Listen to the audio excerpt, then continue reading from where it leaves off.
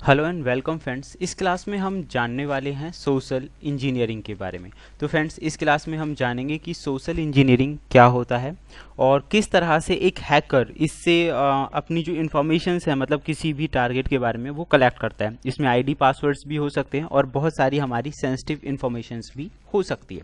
तो चलिए फ्रेंड्स, इसे आगे बढ़ाते हैं। सबसे पहले मैं बात करूंगा डंपस्टर डाइविंग की। आप लोग ये कह सकते हैं कि ऑप्शन शायद आपने पहले सुना हो, लेकिन ये बहुत सेंसिटिव मैटर है कि हमें इसके बारे में पता होना चाहिए।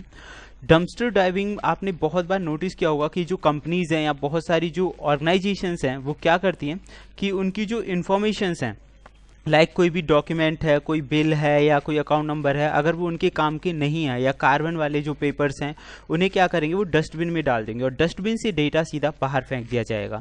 लेकिन एक अटैकर या एक हैकर होता है फ्रेंड्स, उनका जो माइंड है कहीं और ही काम कर रहा होता है। कई बार ऐसा हो जाता है कि वो उस जो कूड़े का ढेर है वहाँ से वो इन्फॉर्मेशन, जो सेंसिटिव डेटा है आपका, name, phone numbers, account, email IDs जो हो सकती हैं, उन आईडीज़ की इन्फॉर्मेशन वो उस कचरे से निकाल ले। इसी प्रोसेस को डंपस्टर डाइविंग बोला जाता है। तो इन पे आपको थोड़ा ध्यान रखना है। Second one is social media relationship. Friends, कई बार आजकल आप सभी जानते हैं सोशल मीडिया से हर कोई व्यक्ति कहीं ना कहीं जुड़ा ही हुआ है, चाहे वो फेसबुक है, लिंक्डइन है, ट्विटर है, इंस्टाग्राम है। ये सब जो चीज़ें हैं वो सोशल मीडिया से कनेक्टेड हैं। तो फ्रेंड्स, सोशल मीडिया के जरिए भी बहुत बार ऐसा होता है, कोई भी हैकर या अटैकर आपके पास फ्रेंड रिक्वेस्ट भेजेगा और धीरे धीरे आपकी जो पर्सनल इन्फॉर्मेशन हैं वो जानना शुरू कर देगा और बाद में एक बहुत बड़े काम को वो अंजाम दे सकता है। तो मतलब कई तरह के जो क्लूज हैं वो आपसे चैटिंग के दौरान निकलवा लेता है। That is called social media relationship.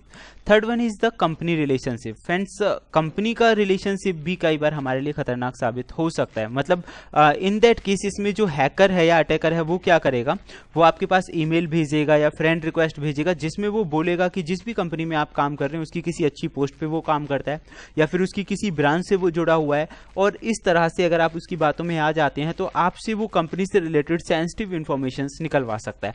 तो ये सारे जो टॉपिक्स है फ्रेंड्स सोशल इंजीनियरिंग के अंदर आते हैं, यानी कि वो सभी मेथड्स जिनके जरिए एक हैकर या अटैकर आपसे ज़्यादा इन्फॉर्मेशंस निकलवा लेता है। That is called social engineering.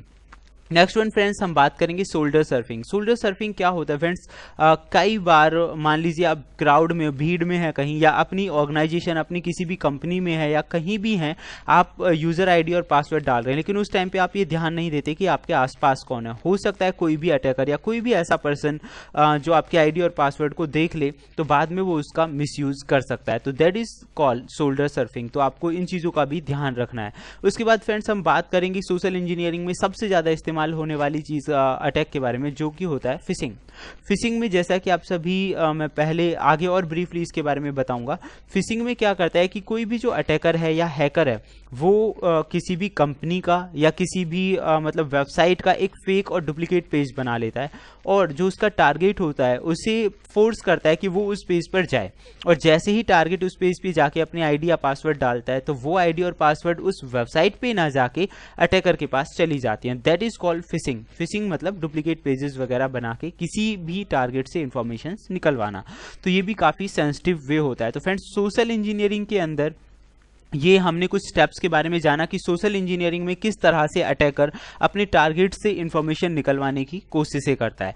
आगे के वीडियोस में हम प्रैक्टिकली जानेंगे कि वो ये काम या इस तरह के कामों को किस तरह से अंजाम देता है। फिर मिलते हैं एक अच्छी इंफॉर्मेशन के साथ। Thank you friends, good bye.